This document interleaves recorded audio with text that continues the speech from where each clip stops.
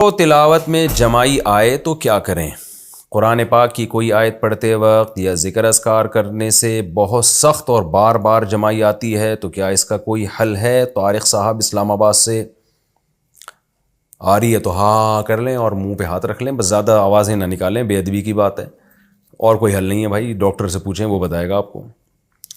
Graphic designing کا کام کرنا کیسا ہے؟ اچھا یہ مسئلہ پہلے جمائی والا پوچھا تھا طارق صاحب نے اسلام آباد سے۔ گرافک ڈیزائننگ کا کام کرنا کیسا ہے؟ گرافک ڈیزائننگ کرنا کیسا ہے اور اس سے پیسے کمانا کیسا ہے؟ جو آن لائن کام کرتے ہیں کیا وہ سب کرنا درست ہے؟ طارق صاحب اسلام آباد سے۔ گرافک ڈیزائننگ میں بس کوئی ایسی چیز بنانا جو غیر شرعی ہو وہ جائز نہیں ہے۔ شرابوں کی بوتلوں کی تصویریں نہ بنائیں، آپ لڑکیوں کی تصویریں نہ بنائیں، باقی جائز چیز کی تصویر ہے تو وہ جائز ہے، ناجائز چیز کی ہے گرافک ہے تو وہ ناجائز ہے۔ باقی فی نفسی ہی یہ کام جائز ہے، اس سے پیسے کمانا بھی جائز ہے۔ آن لائن کام کے شرعی احکام، جو آن لائن کام کرتے ہیں کیا وہ درست ہے؟ اس میں حلال و حرام کی کیا تفصیل ہے؟ طارق صاحب اسلام آباد سے۔ دیکھیں آن لائن کام کرنا درست ہے، لیکن اس میں اب آپ نے بہت ہی وسیع سوال پوچھ لیا ہے، اس میں تو پورا لیکچر دیا جا سکتا ہے۔ آپ اسپیسیفک کچھ پوچھ لیتے ہیں نا کہ یہ طریقہ جائز ہے یا نہیں تو میرے لیے جواب آسان ہوتا۔ بہرحال آن لائن ٹریڈنگ میں ایک دو تین چیزوں کا خیال کرنا ضروری ہے۔ بعض لوگ کیا کرتے ہیں، کسی کی کوئی چیز بکوا رہے ہوتے ہیں آن لائن، تو اس میں یہ شو کرتے ہیں ہماری چیز ہے اور ہم سے خرید لو، وہ بندہ خرید لیتا ہے حالانکہ وہ آپ نے ابھی خریدی نہیں ہوتی، آپ کی ملکیت میں ہی نہیں ہوتی، تو یہ عمل ناجائز ہے۔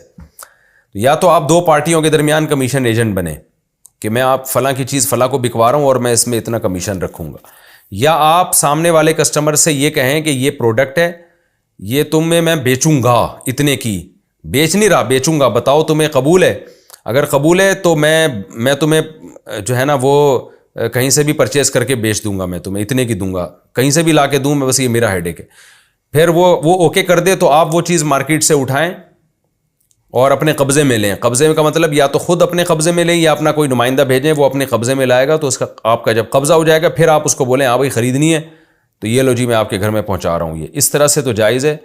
یہ دو طریقے ہیں آن لائن خرید و فروخت کے، ان میں سے کسی کو اختیار کر سکتے ہیں۔ باقی اسپیسیفک کوئی خاص چیز پوچھنی ہے تو اس کے بارے میں پوچھیں تو میں بتاؤں گا۔ کرپٹو کرنسی سے نفع کمانا، کرپٹو کرنسی لے کر رکھنا اور بعد میں اس پر نفع حاصل کرنا کیسا ہے؟ محمد سرور ثوابی سے۔ دیکھیں کرپٹو کرنسی بعض چیزیں ایسی ہوتی ہیں علماء اس میں ماہرین سے پوچھ کے ہی رائے دیتے ہیں۔ کرپٹو کرنسی تو ایک ڈیجیٹل کرنسی ہے نا، یہ نئی چیز ہے، تو ماہرین جو تفصیل بتائیں گے علماء اسی کے مطابق فتویٰ دیں گے۔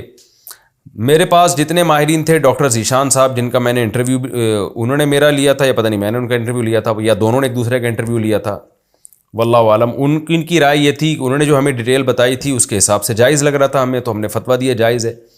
لیکن ایک اور بڑے عالم ہیں، عالم سے میری مراد کرپٹو کرنسی کے ماہر، جو میرے پاس ان کا نمبر بھی ہے، میں نام بھی لے لیتا ہوں، تھوڑا سا آپ لوگ ویٹ کریں۔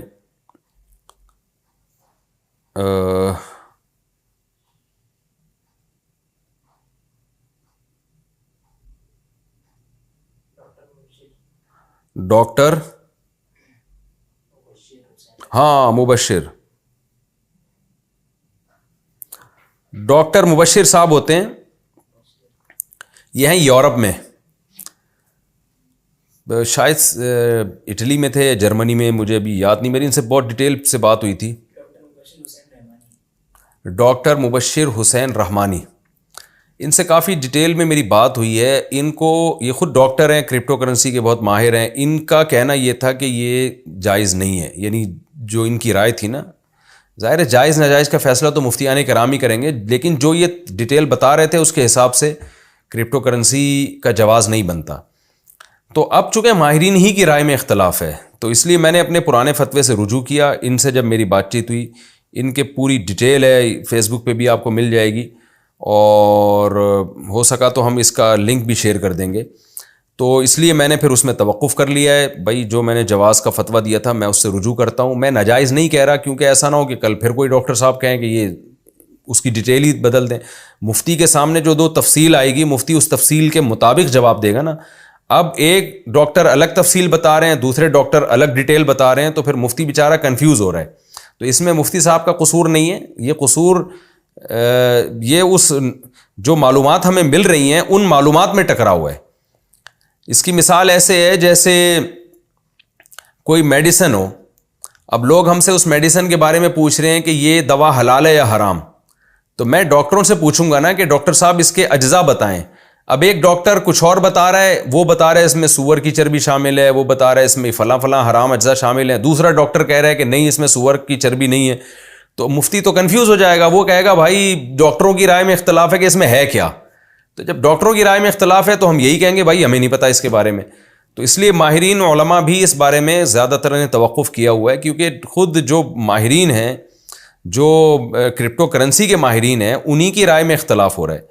تو اس لیے جب سے ڈاکٹر مبشر رحمانی صاحب سے میرا رابطہ ہوا ہے، وہ اس فیلڈ کے ماہر ہیں، تو اس لیے میں نے توقف کر لیا بھائی جب تک کوئی چیز نکھر کے سامنے نہیں آئے گی 100% کرپٹو کرنسی کے بارے میں، اس وقت تک ہم توقف کریں گے. جامعۃ الرشید میں بھی جو جامعۃ الرشید کا آفیشیل فتویٰ ہے، دارالعلوم کرنگی کا جو آفیشیل فتویٰ ہے وہ بھی یہی ہے.